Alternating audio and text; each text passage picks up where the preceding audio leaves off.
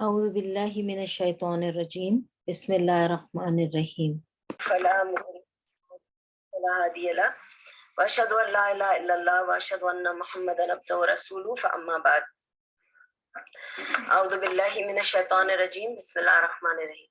Today, very important, very interesting topic connecting to our last week's topic. Okay, last week we spoke about, what did we speak about? Tell me. Envy and jealousy. Okay, and how it affects us, how it affects others who we feel jealous or envious about, how it affects them, and how if we feel envious or jealous with somebody, how it affects us, and how many ways it can, destroy the person who's affected by envy and jealousy.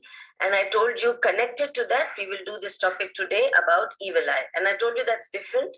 This is different. So don't mix this up. Okay? When I say about evil eye, it is not the same as envy and jealousy. Okay? They are connected, but they are different. And I'd explained envy and jealousy last time. So today I'm going to talk about what is evil eye, what are the symptoms that you are affected with the evil eye, okay? What are the causes that cause an evil eye to affect somebody, and then what is the treatment for it, okay? So we'll go in its order to understand.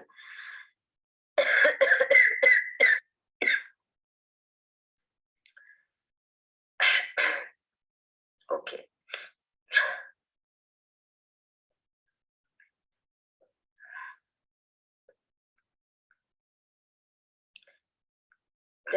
Mainly, if you understand the definition, let's start from there.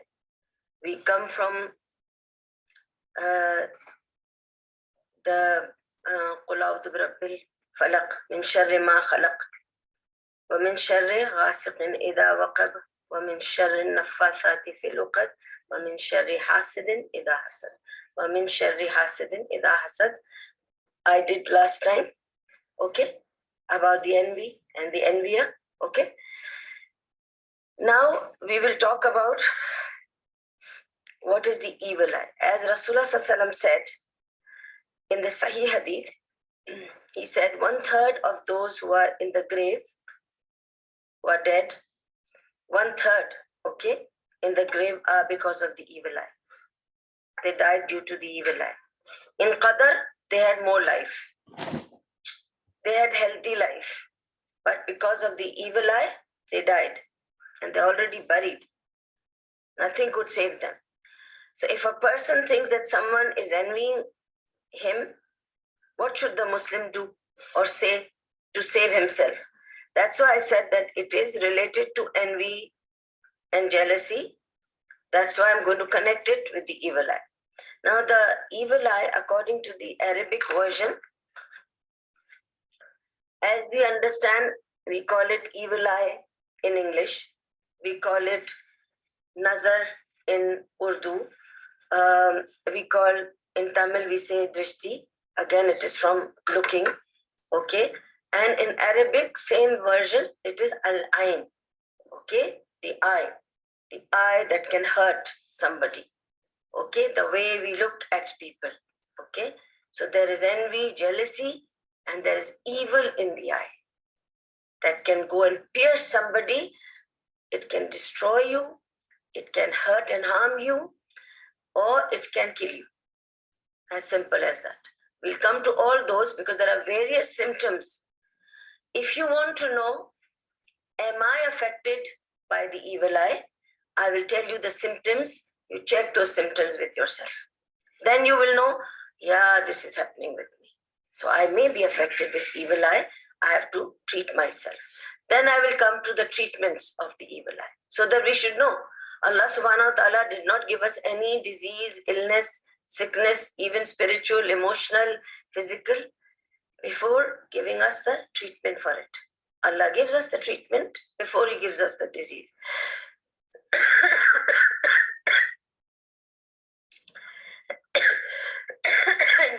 We find out, we bump into the treatment later. That's why if you see in the world of physicians and medicine, when people talk about when they came across antibiotics.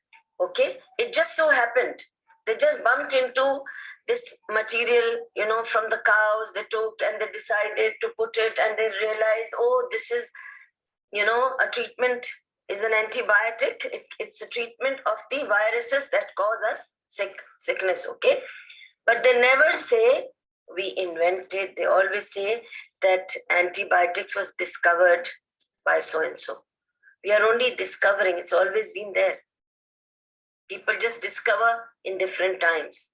It's not that you and me are going to create that. No, it was always there. Cow was always there. Okay, its material was always there. We didn't discover it till now. Now we are discovering different things in different times. Okay, so in Arabic the word is al-ain, which refers to when a person harms another person just with his eyes. Okay, it starts when the person likes a thing. Then this evil feelings affect it by means of his repeated looking at the object of his jealousy.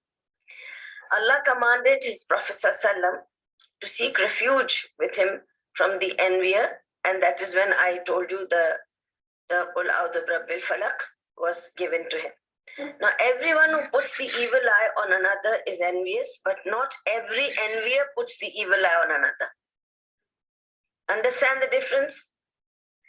Every evil eye, okay, is from the envy, but every envier does not put an evil eye. Okay? For instance, if I say I envy Barisa for the Quran she memorizes, or her mother who is memorizing Quran, I'm envying them, but I do not have evil eye on their. I make dua that they succeed in that. And I wish I could do like that. Okay? That's a positive envy without evil eye in it. And every time I think about it or talk about her to anybody else, when I say, oh, Barisa did very well in her Quran, or Regina, mashallah, is doing very well in her Quran, I always say, Allahumma barik fi. Because I want to protect the barakah of the talent or blessing Allah has given them. Because I love them. So my envy is not going to harm them because I say Allahumma barik fi. I'm trying to protect the barakah of the blessing Allah has blessed them with. Okay? So you must remember, but everybody does not do that. Some people will say, oh, Barisa is always doing Quran so well. Now that's burning in my heart. That is a problem now. Okay? Next day she won't be able to read Quran. She won't be able to memorize it also. She'll go and bang her head. What happened suddenly? Okay? Because the evil eye has gone and pierced in her heart. It's going to disturb her, memorization. That reminds me to share with you, but you people will probably laugh. But I'm asking Hisham which portion he has reached in his memorization. He's saying good portion. So I'm asking him, but which portion? Have you come to the last part or not? How much is left? He said, little is left. This is last year, I'm telling you. Okay, by September, I'll complete my hifz. I'll be a hafiz. I told him, okay, so if by September, I'm talking in June, July, okay. September, that means, have you finished at least 25 juz or something? He said, Mommy, don't ask. I won't tell you. If I tell you, you'll put ayn, then my Quran stops. Allah, why would I put ayn? No, you do. You'll say, and that's it. After that, last time you did after that I could not recite Quran for 2 weeks. Allah, why would I do ayn on you? I'm waiting for you to give me good news you finished. And I used to ask my sister's children, we used to answer the same way. You've done quarter, we are somewhere in the middle. Nobody will tell which surah. With a fear, Khala will say, that's it, we will not be able to read. How much they are protecting the blessing because it means so much. That's why I gave this example. This is a very, very clear example. Nabi Sallallahu said to envy people who recite Quran, who teach Quran, who learn Quran and memorize Quran. Okay? So from good reciters, from good memorizers, and from people who give good tafsir classes, we have to envy them. but not the bad envy, not with jealousy. So there is a difference, okay? So I want you to understand that when it is with jealousy, then the envy is harmful. And when it is without jealousy, then the envy is not harmful, because then your ayn does not harm. So why I had to mention this is because your own ayn can harm you. Okay? A husband's ayn can harm the wife, and the wife's ayn can harm the husband. And a mother's ayn can harm the children. Okay? Because I used to sometimes really, I'm telling you, I used to watch this. The moment my husband would say, oh, he's doing so well, and that, he'll go and fall. And I'll tell him, please look somewhere else. Don't look at my children. You look at them and they fall down.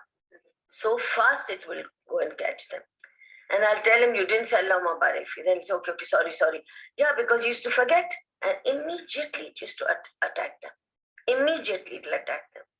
I've mentioned to you people about the necklace, how it broke in my neck, and my bracelet from my hand.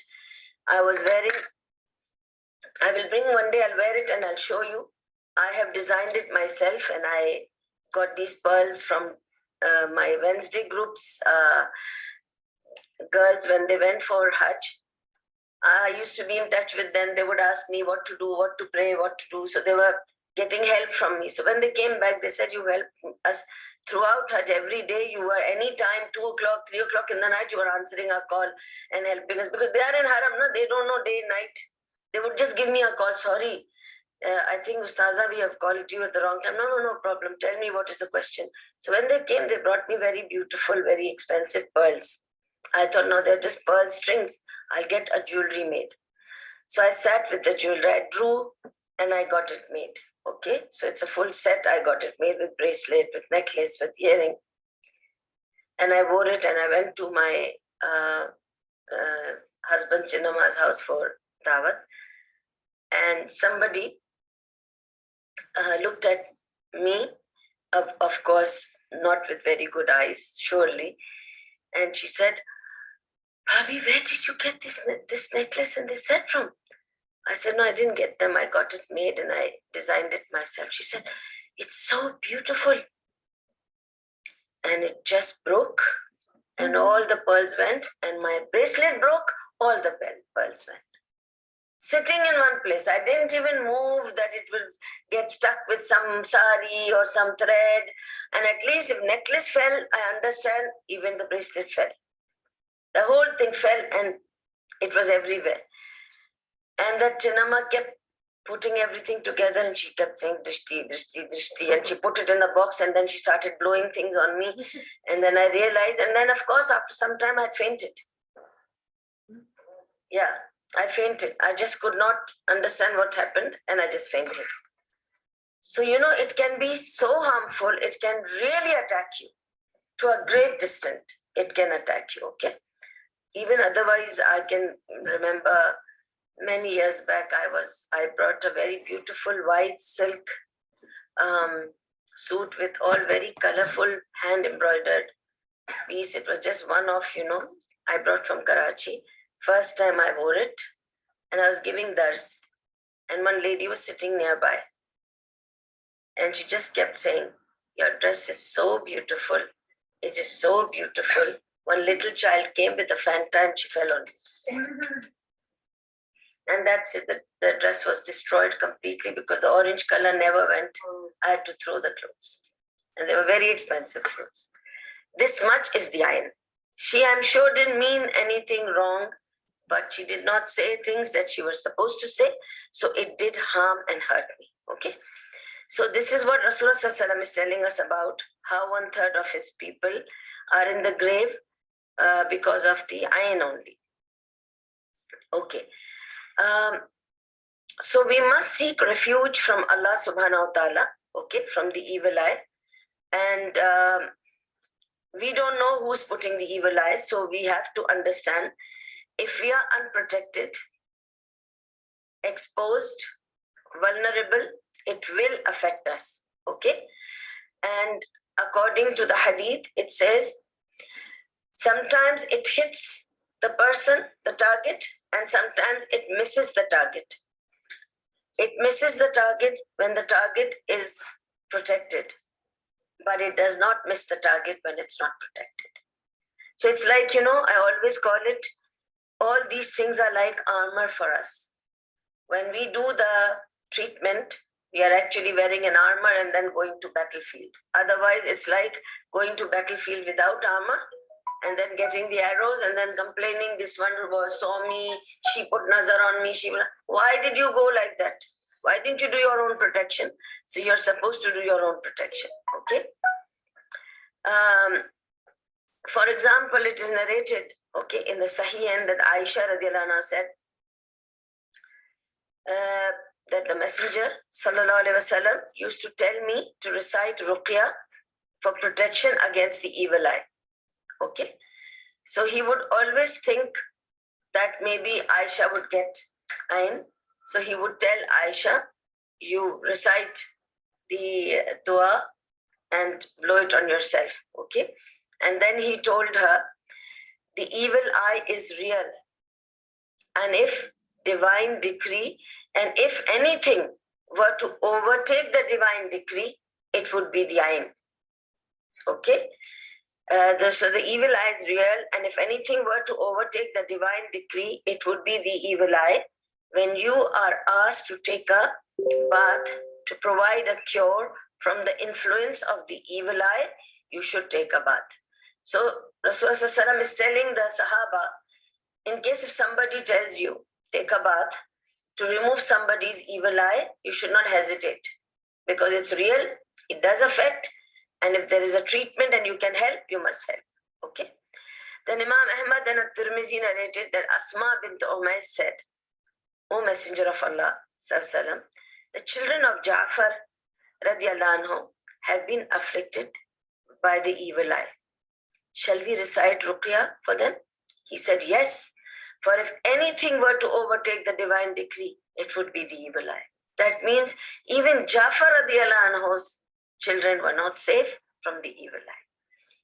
If Rasulullah was regularly reciting the dua of evil eye to Hassan and Hussein radiallahu anhuma, then who are you and me and our children? We need to protect them. If he had to protect his grandsons who were under his care, under his roof, they were not protected, and he had to recite on them to protect them, how much we must recite on our children to protect them. And that is why it is said that when you have some blessing of Allah, no need to go announcing too much, because it will attract the evil eye. Tell those who are real well-wishers, who you can recognize, who will not put the evil eye, who will not have any dirt in their hearts for you or your children, tell them. Don't tell everybody. Because everybody will not take it in the same way. Okay? Maybe if you tell me, I'm not talking me, I'm just saying generally, maybe if you tell me, there are two ways to look at it, Okay? Supposing Mansoora is telling me her son won in some contest in the school. Now I'm saying, yeah, really, very good. Why always her son is winning the contest? Heart is saying something else. Okay, mouth is saying something else. I'm smiling at her, very happy for you. That Mansoora, again her son won in the contest. She was just talking about it. Because see, I'm not happy about it. My son didn't win the contest. Okay, her son is always winning the contest. I'm not very happy about it. From where she gets this? Why the son is winning? I'm not very happy about it. Now it's bothering me. Till it bothers me, that son will fall down. He will not be able to take part in the contest next time. Finish. Ho gaya. Enough damage done in one time. Okay. And supposing anything like this, like even proposals people have for their alliances, okay, they do. If my daughter is getting alliance, your daughter is getting alliance, my daughter is not getting alliance, and you come and tell me your news, I'll be very happy. But why not my daughter? Okay? Why all the happiness is coming to you? What about me? Okay? I will not go with a very happy feeling. I will say from my mouth, I'm happy for you. But in my heart, I'm not actually happy for you. That's a problem. So, hide your blessings. Unless there is a time to tell, you have to announce a marriage, announce the marriage, announce the birth, announce the birth. Okay? Like somebody asked me,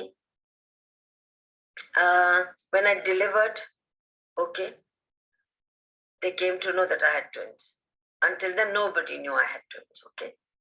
It was very shocking for everybody. Even my own siblings and my relatives, they did not know because I didn't tell anybody.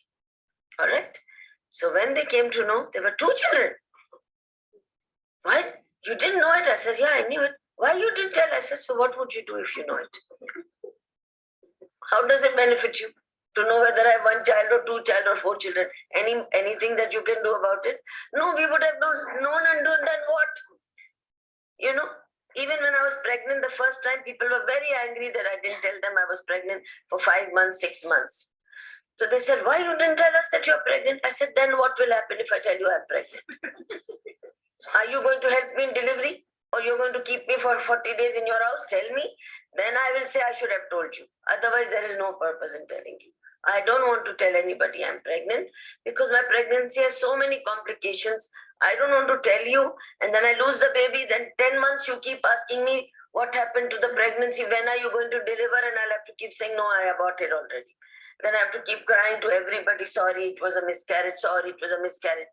When the baby comes, I'll tell you. This is one thing at least I'm telling people by 6 months.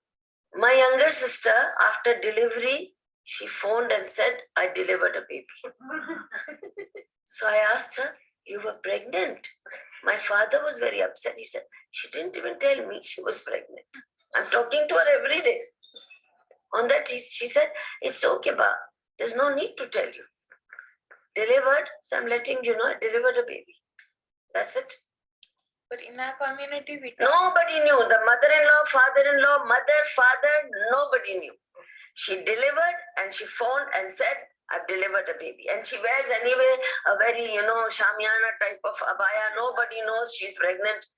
Some people are forever looking pregnant. So it doesn't matter when they are pregnant, when they are not pregnant. You don't even doubt because they are wearing very, loose abaya and they always look, little, round. So you don't feel so much about it. Then you think, 5 bachche ho gaye, so maybe, already stomach is out. You don't think too much about it.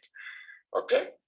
But when she gives such kind of news, of course, my father said she could have at least told us in the last month. Okay?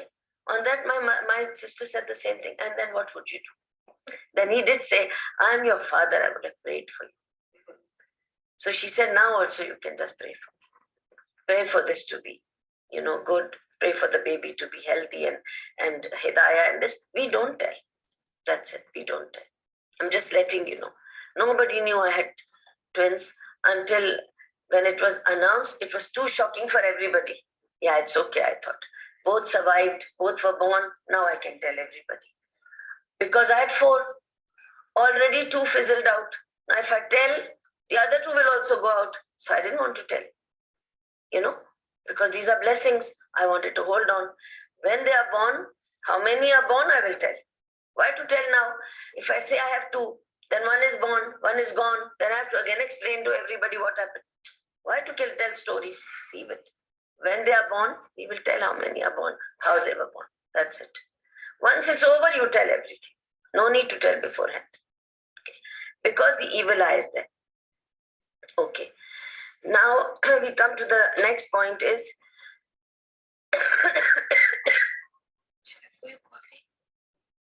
yes, please.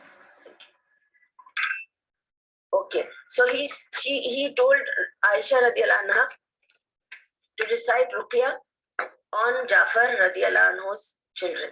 And you know who's Jafar radiallahu anhu? Okay, he's Hazrat Ali radiallahu anhu's brother. Okay, and he is one of the people whose bishara was that he's Jafar Tayyar, that he will be bird flying in the Jannah. Okay, he had a good station. From there only this Rajab, this Kheer, Puri, Kunde started. Is from yes, it is from Jafar radiallahu anhu. Because of his, subhanallah, his piety, his dedication. That's why they made all that story. But it's a story, fake story. It's not a real story. And may Allah forgive all of us who were doing this before. Okay? May Allah forgive our parents and grandparents who did it. Okay? But it is from, they make a story from Ja'far radiallahu anhu's story that he can grant, because he's the Ja'far al-Tayyar, he's like, his soul is in a bird in the Jannah and he'll be flying around. So he has those powers or whatever to get you your wish fulfilled. That's not so. Okay. See now, Ja'far radiallahu anhu's children are affected by Ain, and Aisha is seeking Ruqya for them, asking Rasulullah sallallahu alaihi wasallam, shall I recite Ruqya? And Rasulullah sallallahu alaihi wasallam is saying, yes, you can recite Ruqya. Okay. Aisha radiallahu anhu said, the person who had put the evil eye on another would be ordered to do wudu, then the person who had been afflicted would wash himself with that water. Okay. There is a story which I'll tell you afterwards as a treatment, in the treatment, this thing. But now I'll just continue with this, that the majority of the scholars are of the view that people can indeed be afflicted by the evil eye because of the various hadith of Rasulullah sallallahu alaihi wasallam as an evidence. Okay, where Rasulullah sallallahu alaihi wasallam said,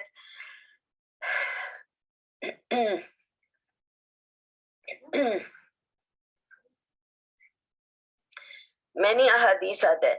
Now from Jabir radiallahu anhu, Nabi sallallahu alaihi wasallam said, most of those who die among my ummah, okay, because of the will and decree of Allah, most of them who die in my ummah will die because of the will and decree of Allah subhanahu wa ta'ala, and then because of the evil eye. So there are people who are dying, okay, even though there is a decree and something, but it is they are dying due to the evil eye. So the Muslim has to protect against the devils among the evil jinn and among the evil mankind. It's not just the jinns and it's not just the mankind, okay? Even the jinn can be raising you to an extent where they can affect you by evil eye. You know how sometimes, we hear that, I don't know if you people have heard or not, but sometimes I used to hear from my grandparents that so-and-so girl went out in the evening with her hair open and she was wearing flowers and fragrance. So now something has possessed her. Okay? Why? Do you know why? This is true, but it's not false. It's not a story. This is really true. But why does that happen? Because the jinn falls for that person. The beauty of the hair, the beauty of the fragrance attracts them. Okay? And their ayn hits you. They go inside you. That's how it happens. Okay? And then they really trouble you.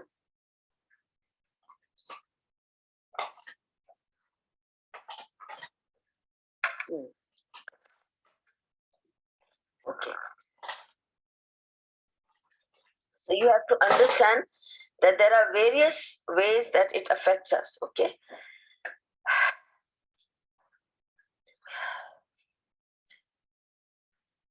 The Muslim has to protect from the devils, the evil jinn and the evil mankind, both. Okay. And to take refuge with him and beseeching him, reciting the prayers for protection narrated by the Prophet ﷺ, reciting more than 10, Qul huwallahu ahad, Qul a'udhu birabbil falaq, Qul a'udhu birabbin nas, reciting Surah Fatiha, Ayatul Kursi. So these are the things that one would recite to get one's, to take refuge from such evil afflictions. Okay. Let me tell you the symptoms of symptoms of those who are affected. Okay.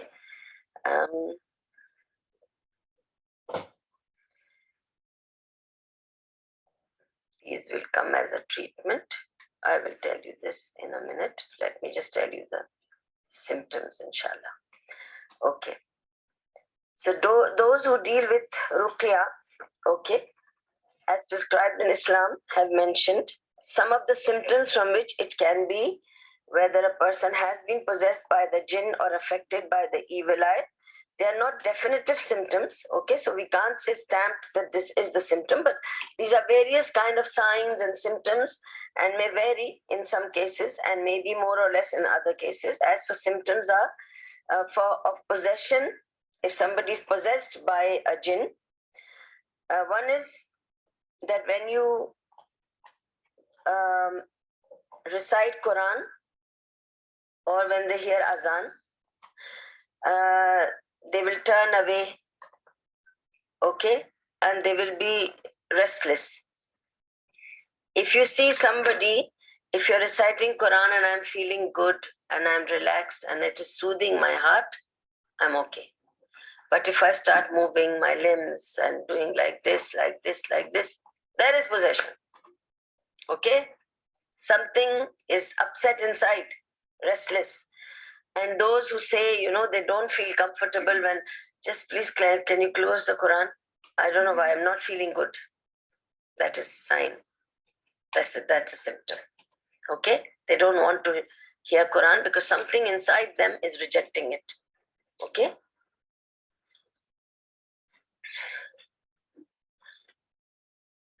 So you don't want to hear it because it's upsetting you. And believe me, I have seen this happening. To people known to me, I've seen that when I'm reciting, they'll say, can you please recite in another room? I'm just not feeling good about it. Or I just want to be quiet. I just want peace. Yes, if you're in the car and you're talking and Quran is reciting, you must stop the Quran. Because either you talk or you listen to Quran. Don't use it as a background music. Don't play Quran for the house. Please stop it. Okay? It's not a music to be played around the house that you put a CD and it's just playing around the house. You want to play, sit, listen, fine. Don't use it as a music CD. It is not. Quran should not be playing on the side and you're doing something. No, listen. Because it's a command of Allah in Surah Araf. Allah subhanahu wa ta'ala says, when Quran is being recited, keep quiet and listen. Maybe Allah's rahmah will descend on you. So you're not supposed to ignore the recitation when it's being recited, okay?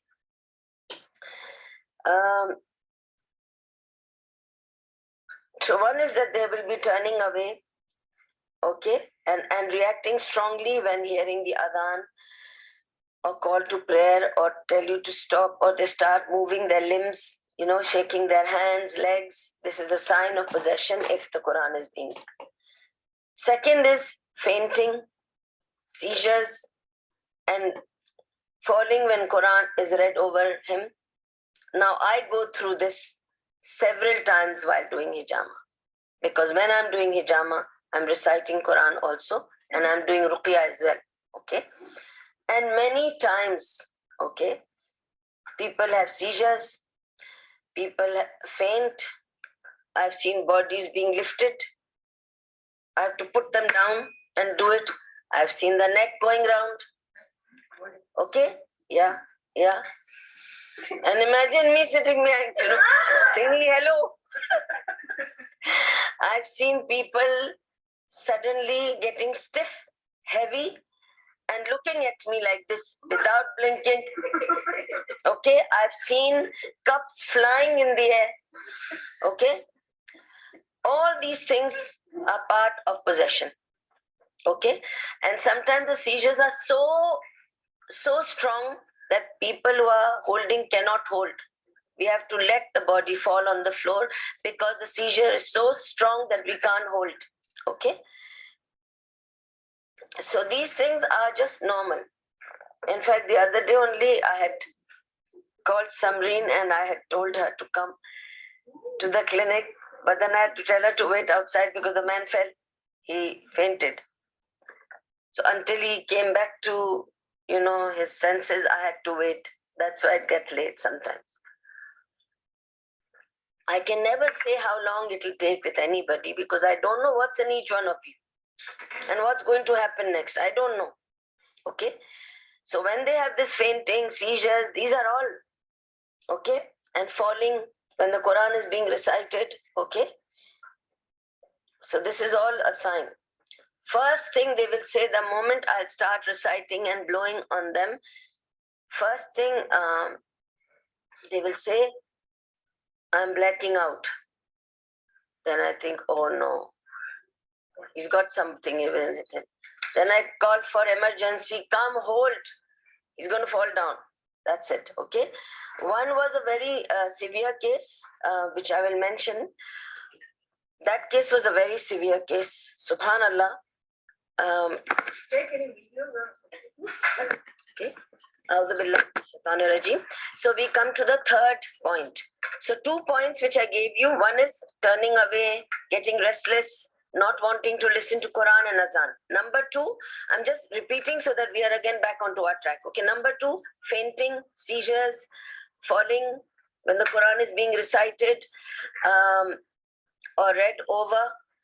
Or, when people do like this, if you have seen people doing like this, all kinds of, as if they are into some kind of this thing's all part of possession. Okay. Third point is a lot of disturbing dreams. If somebody is reporting to you, often having disturbing dreams, that's also one of the signs of possession. Okay. If somebody is constantly having disturbing dreams, seeing snakes, seeing people running after you and you're running, you're not able to run. You have these kind of dreams when you think you're running, but you're not able to run. And somebody's chasing you. Somebody very weird is chasing you. And somebody's holding your leg, you're not able to run. You're doing like this, but you're standing there only. Or you think you're at a cliff and you're going to fall down. Okay? And you fall down and you get up. Or in your sleep, you keep shaking and getting up. This is all part of something troubling you. Okay? Fourth point, it is possession or the jinn troubling you. Okay? Fourth point is being alone, keeping away from people and behaving strangely. Like some people came to me for their children problem. Actually, somebody from here had complained that her son used to spend a lot of time in the bathroom.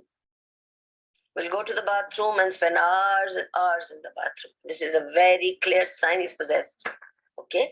And he will try not to go out too much, not to meet friends, stay alone, just on TV, on laptop, on phone, doesn't want to mingle much, doesn't talk much. This is a sign. Okay? There was somebody whose hijama I did. From hijama, I don't know them. So I went there for the first time. When the daughter came in the room, I looked at her and I thought, Allah, no, she's possessed. I don't know why I felt that way. Okay. Now, certain things are sixth sense. I have no reason. I cannot explain these things to you. Maybe I can just say, Allahumma barik fi, a blessing from Allah that Allah gives me this sense. I don't know how it comes to me. Okay. I just looked at her and I thought, no, she's possessed. Now I have to do hers. I told her mother, can you stay in the room? Just we will talk, okay? Because I didn't want to be alone with her. I started doing her hijama. She did the hijama, but she was constantly moving. So I was sure that there is some problem with her. After I finished her hijama, she went away. Then I told her mother, does she spend a lot of time on her own in the room? She said, yes. I said, does she spend a lot of time in the bathroom also? She said, yes, but how do you know? Because obviously I don't know them. I said, because something is not very good with her. And then she started crying. Then I told her, don't tell me, I'll tell you all the things she does. And whatever I said, she said, yes, whatever you told me, she does all those things. Then I told her, get her ruqya done. I've done the hijama. And that is why she was not very happy to do hijama. She was forced to do hijama by mother. because they will not want to do hijama, because hijama will break that hold of the jinn. Fifth is the devil who is dwelling in him may speak when Quran is recited over him. Okay, so sometimes what happens that their voice changes, like this girl. Four voices were coming out of her throat. When she was screaming, all sorts of sounds were coming out from her throat, except her own. So it was like a man's voice, and somewhere in between voice, and strange voices were coming out of her. Okay, so when the Quran is being recited, hijama being done, ruqya being done, sometimes the jinn will try to speak. And because hijama was being done, the jinn was in pain. So it was just screaming. And they also do this screaming business just to frighten us. Okay? So if it's a good imam, a strong imam, they will even speak to them. I've seen imams speaking to them. Okay? He asked one girl, her eyes became stiff, and she has a very soft voice, and she stammers. She's a stammerer, okay, from childhood. She will speak, "Apa, मैं जा रही हूँ, मैं आऊँगी." She talks like that, okay. But when the recitation was going on, "मैं आऊँगा," she was talking like that, and there was no stammer. She was talking in a very heavy voice. Okay, and she's a very scared type of a girl, very nervous type of a girl. She was saying, "Hajjo." She was going on talking like that. So he said, look, he told her like this, "Look, leave this girl alone." "Nahi jaunga." He said, "Dekho, jana padega. It's not right." "Where did you come from?" He said, "I came from Saudi Arabia." "Saudi Arabia mein where?" He said, "Dahran." "Where in Dahran?" "In the house where she used to live." "Where in the house?" Because he wanted to know exactly where he was. Where did she go? "She used to come upstairs to study after a bath, leaving her hair open." I am lover of her hair. I live in her hair. She had nice long hair. She used to take a bath and go and sit in the rooftop to study, because in the house there used to be disturbance. Okay? So now what is happening is, no. So now what is happening is that he is telling where exactly he was. He said, "That was my area. She used to come there. I fell for her hair." That's it. And from that time, he's been troubling her. Actually, it all started because I think she slapped her mother. That's what shocked the mother. That there's something wrong. How can she slap her mother? You see? And that's when we just put her in the car and took her to the imam. Okay? And then he said, "No, you have to leave her, you have to leave her." There was a big fight between him and her as such, because it was she who was talking. Finally, suddenly, she just had that seizure. She fell down. And when she woke up, she didn't know what happened, where she is, why she's there. He left her. Okay? After that, she's been okay. But she keeps her hair short. She takes care about certain things now, or whatever. Okay? If it's not the real sickness, sometimes the sickness is also a symptom. Okay, when it's not the real sickness, the symptoms may take the following forms, like headaches that move from one part of the head to another. Okay, yellow, paler in the face, sweating and urinating a great deal. Okay, now when it says sweating and urinating a great deal, that means you're constantly going and urinating and constantly sweating. Okay, because they create a lot of heat. Okay, weak appetite when you think you can't eat much. Tingling, the sensation of tingling all over the body. Heat or cold in the limbs when you feel some limb of yours is hot, some limb of yours is cold. It's like when I'm doing hijama, sometimes I'm telling one cup has come hot. Not all the cups are hot. हाँ स्मत मैं आपको बता रही थी ना, कोई एक cup गरम है. How? Because that limb has been heated up, okay, for some reason. Then palpitations in the heart, pain in the lower back and shoulders, sadness and anxiety for no reason, sleeplessness at night, strong reactions due to abnormal fears, okay, unnecessary fears. What if this? What if that? This is from shaitan. When you constantly have fears, what if this happens? What if that happens? Okay, constantly. A lot of burping. Some people for no reason go on, for nothing they go on burping. And you ask them, they say, we don't know. The burp just keeps coming. It's not like that. There's something. If it is not biological, then it is a spiritual attack. Okay, it's not normal. Okay, so burping. Yawning and sighting, how I should say, if you know, some people constantly yawn. Like I'll tell you, I met somebody in the hospital who was come for a psychotic treatment. See, people are treating them for psychotic reasons, but I could see that that woman was completely possessed, bichari. And because of all that psychotic medicine, she had become so fat. She was sitting there, after every, continuously she was going on doing that. And I was looking at her and feeling so sorry. And she would talk and fall asleep. Then she'll get up,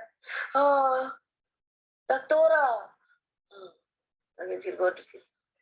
I was thinking, wow, Miskina.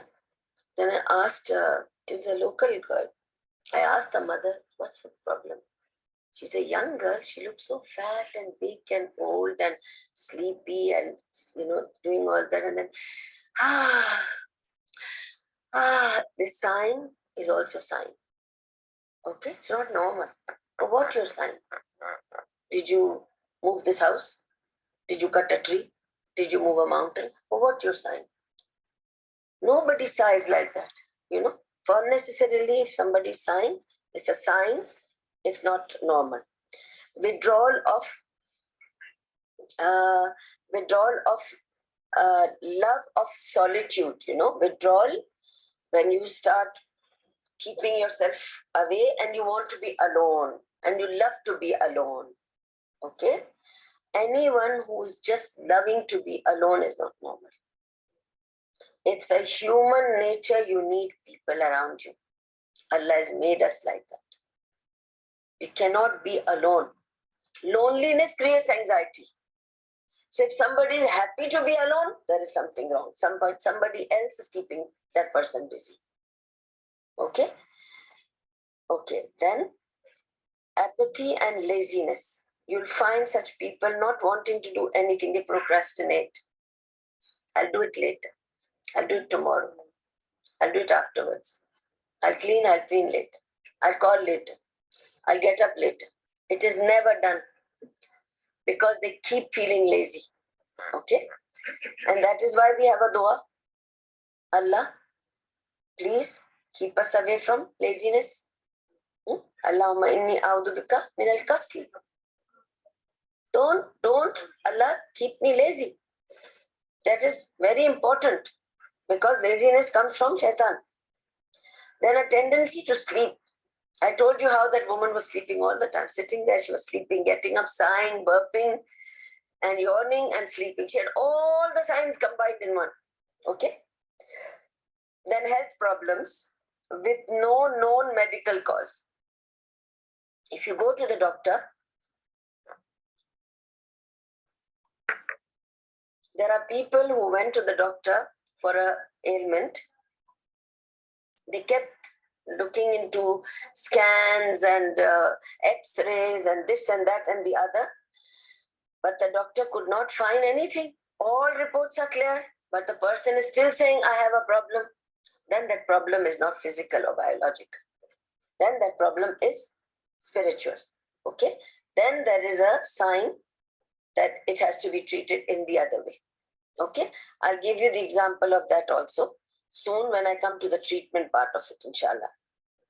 So these signs, or some of them, may be present according to the strength of the evil eye or the number of people who put the evil eye on others. Okay? It could be that the evil eye is not by one person. It could be by too many, so the effect and harm will be much, much more. Okay? It can destroy and damage everything. How much it is, that much it will be destroyed. It's like, I'll give you the two, I'll give you one incident, okay? One of my Uppa and Kuppi, they were making a very beautiful house, okay, in Hyderabad, in Pakistan. Believe me, even today, their house stands out. It's one of the most beautiful houses there. Everything was made with marble. Marble top tables were there in the kitchen. Kitchen is this big. Okay, this drawing room is their kitchen area. Okay, just the kitchen. And it has a marble top table from there to here. Under that, there are all beautiful drawers and things to keep. And the rest of it is all very beautifully cabineted. And I've not even seen in Dubai this kind of house, okay? Very beautifully they built the house. He would sit every day outside and make sure everything was put the way he liked. A swimming pool and this kind of, cupboards, this handle, this kind of shower, this kind of tub, jacuzzi, whatever. When house was getting completed, they were planning a date of its opening. 1 week before that, he passed away. Okay, so you need a naseeb to be, using what you, make so big and so fancy and spend all your life saving into it, and you never live there. And that's it. You left it in dunya for your children. So it becomes the wealth of your inheritors. You didn't take anything with you from here. So it's sad. So these things open our eyes to these kind of things, okay? And we come to the treatment. Let's come to the treatment so that I can tell you. So the scholars of the standing committee, they explain about the treatment of this ayn or drishti or evil eye. Okay, there are many things that you can treat it with. One, of course, we know is ruqya. And the ruqya, if you want to know what is ruqya, don't go into very elaborate things. Simple ruqya is 3 times Surah Fatiha. Write it down somewhere forever. Okay? Just 3 times Surah Fatiha. Then you say the 3 Kul 3 times. Then Ayatul Kursi 1 time. And the last 2 ayahs of Surah Baqarah. This is all. This is the ruqya of Rasulullah. Rest was added by the Sahaba, which we can add if we want to. But if you want to just do something which you can do it on your own anytime, this is it. Nothing more than that. Okay? And the dua of the evil eye is, if you are doing it on somebody, uidu bi kalimatillahi tammati wa min kulli shaitani wahamma wa min kulli aynil lamma. If you're doing it on yourself, a'udhu bi kalimatillahi tammati wa min kulli shaitani wahamma wa min kulli aynil lamma. Okay, this is the dua. There are other couple of duas which I'll mention through the hadith, inshallah.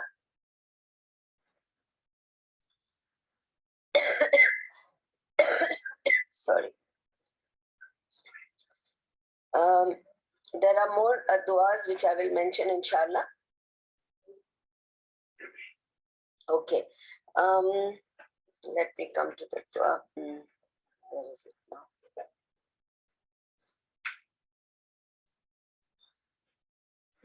That's why I don't like this. I like it when it is in a page. Then I can go anywhere I like. Okay. Then one dua is A'udhu bi kalimatillahi tammati min sharri ma khalaq. Okay. Then I told you that A'udhu bi kalimatillahi tammati min kulli shaitani wa min kulli ainin lamma. Then A'udhu bi kalimatillahi tammati min ghadabihi wa iqabihi wa min sharri ibadihi wa min hamazatil shayatini wa an yahdurun. I seek refuge in the perfect words of Allah from His wrath and punishment, from the evil of His slaves and the evil promptings of the devils, and from their presence. Okay. Then Hasbi Allahu la ilaha illa huwa alayhi tawakkaltu wa huwa rabbul arshil azim. Okay, so Allah is sufficient for me, and la ilaha illa huwa, none has the right to be worshipped but He. In Him I put my trust, and He is the Lord of the mighty throne. And there are other similar du'as that are prescribed in the Sharia. And this is what Ibn al-Qayyim, in the words quoted at the beginning of his answer also, that if it is known or suspected that a person has been afflicted by an evil eye, and you know who has done it, okay, then you can, inshallah, make that person, okay, take a bath and help in that, okay. And also in verse number 51 of chapter 68, Allah says, and verily those who disbelieve would almost make you slip with their eyes. Those who disbelieve can almost let you slip with their eyes. They look into your eyes like arrows and they'll go through you and you fall down. It makes you slip, okay. And Ibn Abbas reported that this means that it's the evil eye, and on you with their glances. The Prophet ﷺ said the evil eye is real, and if anything were to overtake the divine decree, okay, which it can be only the evil eye. So there are treatments. One is reciting ruqya, okay, which I just told you. What is the ruqya? And also to say Bismillah arqiq min kulli shayin yudhik min sharri kulli nafsin aw aynin hasid Allahu yashfi Bismillah arqiq. You know that this is the dua Jibreel alayhi salam recited on Rasulullah sallam, that in the name of Allah I perform ruqya for you from everything that is harming you, from the evil of every soul or envious eye. May Allah heal you. In the name of Allah I perform ruqya for you. Okay. Then asking the person who has put the evil eye on another to wash, as the Prophet ﷺ commanded, which I will come to later. With regard to taking his waste, such as his urine or stool or something like that, is not allowed.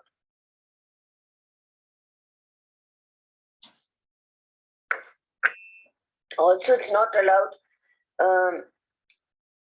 to take salt and go round and round. I've seen people doing with a chili and then burning it and saying that we see the face of it, must be shaitan only doing that face of. None of this is from Islam, this is from Hinduism. There is nothing wrong with taking precautions against the evil eye before it happens, and this does not contradict the idea of tawakkul. In fact, this is tawakkul, because tawakkul means putting one's trust in Allah whilst also implementing the means that have been permitted or enjoined. The Prophet ﷺ used to seek refuge for Al-Hassan and Al-Hussein and say,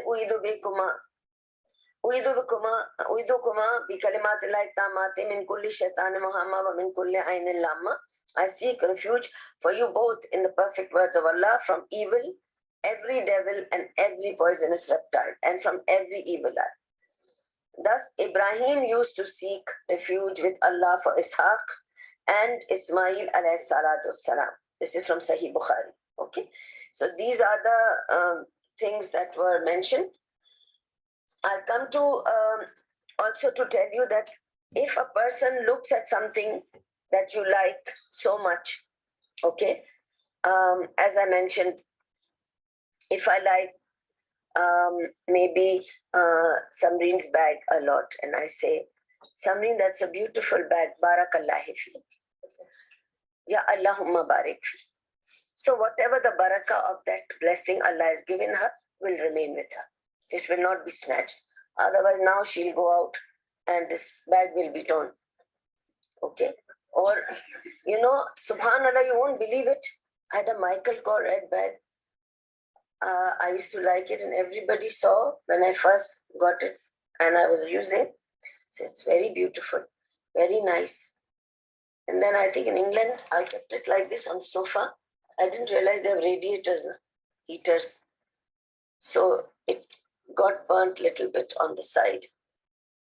See? And when I saw it, I said, evil eye. Allahumma barik fi. I don't know who made the eye on my bag. That's all. It just immediately destroys. It's very strong. Evil eye is barhaq. It is there and it will harm. And it harms, really, really it harms. It's like that. Okay. So, so I was explaining. Okay, where was I now? Just moved. So I said to recite Ruqya. Rasulullah said, there is no Ruqya except in the case of the evil eye or fever. Okay, so if there is evil eye or fever, then there is Ruqya. And he used to do this Ruqya, as I mentioned to you that he used to do the Ruqya on his grandsons. Asking the person who has put the evil eye on another to wash, that I'll explain how it is done.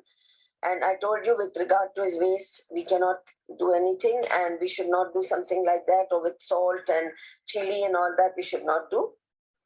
And of course,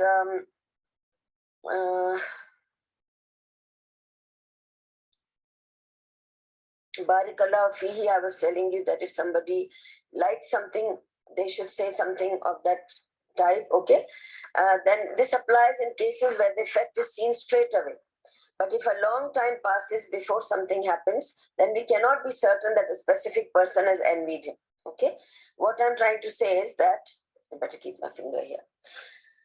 What happens is that, supposing I said it and a bag tears, then it's me. Okay? Now she's in the party. After 1 week, her bag tears. She cannot say it is from that party. No. It would have happened that day. So it is something else. When it is ayn, it will affect immediately. Okay? It has very immediate effect. Especially on you, on your things, it will have immediate effect. Okay? So there are means that some people use to find out who has put the evil eye on something or someone, but these are not prescribed or approved by Sharia. Okay? What happens is people try to find out who did it. They ask me also like this. When I'm doing hijama and I tell them, see, you are affected. They say, who did it? No, I don't know who did it. Obviously, I cannot know. Yeah, unless I make friends with jinn, then I control them. And then I take help from them and say, can you please find out for me who did it? Yes, I'll come to know. But then I'm no longer Muslim. Because now I have got friendship with jinns. Okay? Friendship in a way that I'm taking their help. I have to take Allah's help, not jinn's help. So what happened to my iman? I'm gone. Allah says in Surah Jinn, so I'll explain this from the Surah Jinn's ayah. And verily there were men among mankind who took shelter with the males among the jinn, but they, the jinn, increased them, the mankind, in sin and transgression. So when you take help from them, they will increase you into wrongdoings, okay? And Allah says, and on that day, when He will gather them all together and say, O you assembly of jinn, many did you mislead of men, and their awliya, the friends and helpers amongst men. And they will say, our Lord, we benefited one from the other, but now we have reached our appointed term, which you did appoint for us. He will say, the fire be your dwelling place. You will dwell therein forever, except as Allah may will. Certainly your Lord is all wise, all knowing. So what is meant by, benefiting each other is by taking help from them in this way to find out who did it, or or go and do something to that one. Okay, go check that house and come back for me. Those kind of things. Okay. With regard to treating one who has been affected by envy, there are two ways of doing this. If the person who envied him is known, he may be asked to do ghusl and water, which I will explain to you later. And otherwise, best is to do the ruqya, which I've just mentioned to you, the du'as from the Quran. Seek Allah's help. Tawakkal in Allah, complete tawakkal in Allah. That's how it should be. Complete tawakkal in Allah, not on your own self. Now, I want to just explain to you.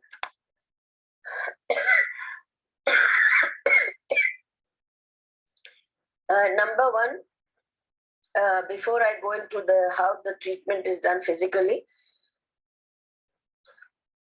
that never, you will come across people who will say, I know a Baba, or I know an Alim, or I know a Sheikh, okay, who can find out things for you. Remember, those sheikhs are also magicians. Otherwise, how they can find out? Okay? See, unless I have relationship with the jinns, I cannot intrude the other jinns. If I have that relationship with the jinns, how did I form that relationship? If it's just on ilm, like Rasulullah Sallallahu spoke to the jinns and they listened to Quran, they were learning Quran, up to the ilm, it's allowed. Okay, there are muwakkils who come to give you ilm, that much is okay. Then there are others who will tell you about what's going on. That's dangerous. That means you've learned some magic. And to learn any form of magic, what all they have to do, I'll tell you. I'll just tell you a few things. Like, for instance, you have to slaughter a pig, saying takbir and bismillah and Allahu Akbar, and slaughter a pig. Then you have to, there are lots of bad things that you have to do.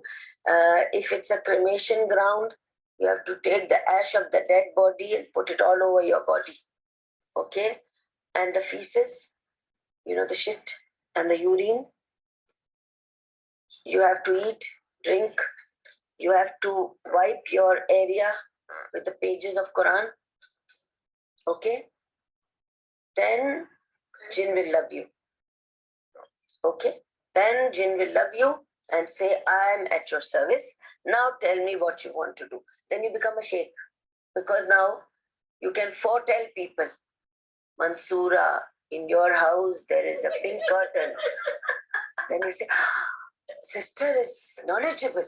She is really close to Allah. She knows there is a pink curtain in my house. Sister, what else? Tell me. Sister has never been to my house. Yes, there is a window. And in that window there is a key. And that key looks like this. And there is a cupboard which has this on top of that. Now a jinn is telling me all this and I'm telling her, and she is thinking, wow, this sister is very knowledgeable. Okay? He is just telling me all this to win her heart. After that, I can just gumao her in my finger and tell her I will resolve all your problems. You tell me, I can sit here and tell you what's happening in your house. Because I've actually put somebody there. That person is now going to just give me all the information from there. Okay? And you think I'm the big Baba now. Very knowledgeable. So now if you want me to solve all your family problems, please get me a nice house in Twin Towers. I will stay there. I want a BMW with a driver. Then all your problems are solved. Okay? Now with the jinn, I'm earning dunya. I'm earning your trust. I'm earning a position. What will happen in the hereafter? We'll be burned into the hellfire. This is Surah Jinn telling us. We have to be very careful about it. Now, how to take out the nazar of somebody who you know about it, okay? What you have to do is, I'll tell you the hadith first, that Sahal radiallahu anhu, Sahal bin Amr radiallahu anhu, was very, very beautiful man. He was fair, very light skinned and very handsome. So one day they all went for an expedition with Rasulullah Sallam. They would always halt somewhere near the water so that they can take a bath, wudu, feed the animals, wash themselves, do salah and things like that. So Sahal removed his thobe to take a dip into the river, and Amir bin Rabi was standing there, and he said, Sahal, you're such a beautiful man. Look at your skin is like a woman's skin. And Sahal fell down. When he fell down, all the Sahaba came to wake him up. He's died. He cannot wake up. What happened?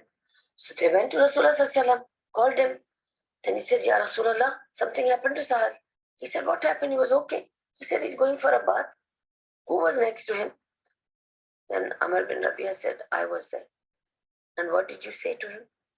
He asked like that only. He said, I didn't say it with any bad feeling, with good feeling. I said, see, they are both Sahaba. He said, with good feeling, I just said that you are so handsome and so beautiful a man. Allah has made you so beautiful, but he fell down. He said, Rabia, you killed your brother. You killed your brother with your eye. Why didn't you say, Allahumma barik fi? He would have saved. You killed him with your eyes. He felt very sad. Now what shall we do? Then Rasulullah said, it's okay, get me a bowl. So they got him a bowl. Then he asked Rabia, start doing wudu. So he started doing wudu, and he said, make him do wudu and put everything in this bowl. So he kept the bowl and he's doing wudu on the bowl. Okay, look carefully because you might have to do sometime. So he did all the wudu, he did everything. You know what is the wudu? Full wudu he did. Okay, even the feet, water should go in that bowl only. Okay, big bowl. Okay, then ho gaya. Then he said, lift your lungi. Okay, so he lifted his lungi and he said, put water there and stand in that. So he put water there, and that water was also collected. Okay, he said, all the water is collected. Now turn Sahal on the side, because Sahal fell like that. So they all turned Sahal like this, and on the back that water was thrown, and Sahal came to life. Okay. And then he got up and he said, what happened? And then Rasulullah said that your brother Rabi, he admired you so much, he killed you. But anybody who does that and you know who did it, they should do what I did. Okay? So now I'm going to just tell you that it really works, and I'll tell you how, because subhanallah, there is a sister in Meadows, okay? And she reported to me that her son, she called me very panickingly and she said, please, Durreshehwar, come. I don't know what to do with my son. First, I thought he's making excuses to go to school. He goes on saying he has a stomachache, he has a stomachache, he has a stomachache. See, now also he's lying in the bed. So I went and I looked at the boy. He's saying, Auntie, I have too much stomachache. I told him, lie down, I want to see your stomach. I examined him. And then on that, she said, I don't know, Durreshehwar. I took him for a scan, stomach scan, blood test. You know, they're living in Meadows. They've got all good facilities, mashallah. They did not turn anything, you know, against whatever they could do for this boy, they did it. All reports have come clear, but his stomachache doesn't go. So I sat there thinking, and he's moaning, like that. He's so much in pain, and there's nothing. Doctors are puzzled. Scan is coming clear, blood test is coming clear, urine test is coming clear. So for what he's getting the stomachache, they don't understand. They thought it's gas. They're trying to give different things. Nothing is working with him. Suddenly I asked her, did somebody come to your house recently? She said, why? You mean visitor? I said, no, somebody guest who came to stay in your house. She said, yeah, my sister came. I said, your younger sister? She said, yeah. I said, isn't she very fond of him? Because he's very close to his khala. She said, yeah. Khala is his Jan and he's Khala's Jan. They are like that with each other. I said. It's the khala. She said, nahi, nahi, Durreshehwar, nahi, nahi, nahi. She will die for him. Yeah, I know. That's the problem. It's the khala. She said, what do you mean? I said, take him to Lahore tomorrow. Nothing. No need to worry about it. Take him to Lahore tomorrow. Tell your sister to do this wudu, all the bathing water to collect, throw it on his back, and give me a call from Lahore tomorrow. She said, are you sure? I'll book the seats tonight. I said, go. You want him to be all right? He'll be all right. She went that same night flight she went. Next afternoon, 4 o'clock, she called me and she said, he's out of all the stomachache. I did what you told me to do. He's fine. So it was the khala's ain. She loved him so much. She must have praised him. She must have seen with those eyes that, oh, he's so cute. My nephew, so cute. He had a stomachache. Bichara, he was suffering for so long. Astaghfirullah. So thinking that I could have put nazar on my own child. So one day I caught Hannah and I told her, wait, I could throw water on you. She got so annoyed at me. Why do you put nazar that I have to go through this treatment? I told her, I think it's me. She still hasn't forgiven me for that. I'll never forgive you for that. Throwing water on. I told her, just turn around, I'm going to throw water. She said, you ganda pani. I told her, yes, the treatment for you. Yeah, because all my wudu ka pani. I'm going to throw on him.